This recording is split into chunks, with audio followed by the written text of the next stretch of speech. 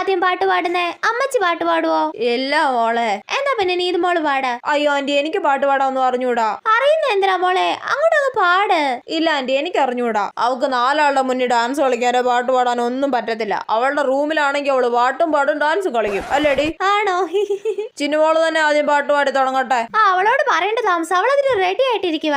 പാടത്തെ മമ്മി. കണ്ടോ, കൊച്ചു പിള്ളേരെയൊക്കെ കണ്ടു പഠിക്ക്. നാടിന്നമ്മ മോനെ പൊന്നു മോനെ മുത്തായവനെ, സൂര്യാനും ചന്ദ്രനും പൊന്നായവന്, ഞങ്ങൾ കാണാനായി വന്നവനെ.